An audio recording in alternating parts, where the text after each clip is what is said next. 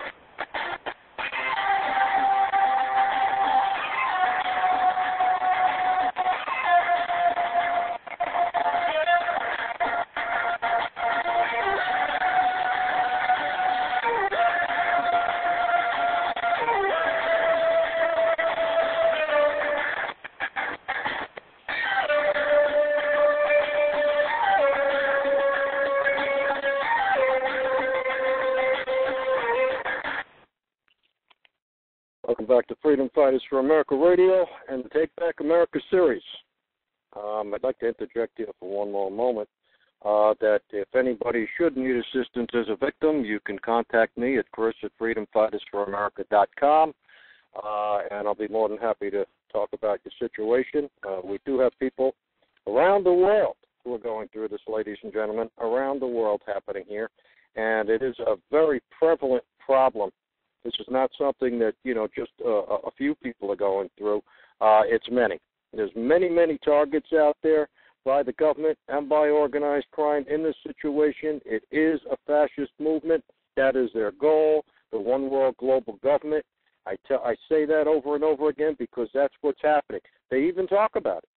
They even talk about it. They're initiated into the World Banks, through the UN, through the banksters, and all this kind of stuff. So it's not something that we're making up here.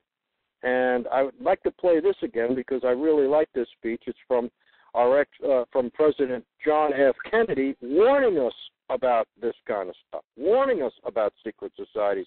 I find it ironic that nobody took heed in what two presidents of the United States had stated. Dwight Eisenhower was the first warning us about the military-industrial complex. The very word secrecy is repugnant in a free and open society. And we are, as a people, inherently and historically opposed to secret societies, to secret oaths, and to secret proceedings. We decided long ago that the dangers of excessive and unwarranted concealment of pertinent facts far outweigh the dangers which are cited to justify it. Even today, there is little value in opposing the threat of a closed society by imitating its arbitrary restrictions.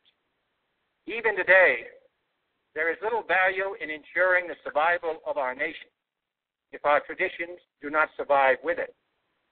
And there is very grave danger that an announced need for increased security will be seized upon by those anxious to expand its meaning to the very limits of official censorship and concealment. That I do not intend to permit to the extent that it's in my control. And no official of my administration, whether his rank is high or low, civilian or military, should interpret my words here tonight as an excuse to censor the news, to stifle dissent, to cover up our mistakes, or to withhold from the press and the public the facts they deserve to know. For we are opposed around the world by a monolithic and ruthless conspiracy that relies primarily on covert means for expanding its sphere of influence, on infiltration instead of invasion, on subversion instead of elections, on intimidation instead of free choice, on guerrillas by night instead of armies by day. It is a system which has conscripted vast human and material resources into the building of a tightly knit, highly efficient machine that combines military, diplomatic, intelligence, economic, scientific, and political operations. Its preparations are concealed, not published. Its mistakes are buried, not headlined. Its dissenters are silenced, not praised. No expenditure is questioned, no rumor is printed, no secret is revealed.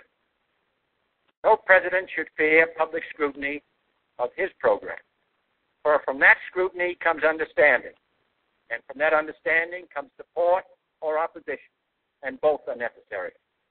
I am not asking your newspapers to support an administration, but I am asking your help in the tremendous task of informing and alerting the American people.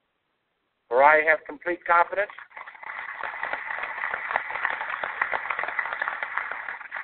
in the response and dedication of our citizens whenever they are fully informed. I not only could not stifle controversy among your readers, I welcome it. This administration intends to be candid about its errors. For as a wise man once said, an error doesn't become a mistake until you refuse to correct it.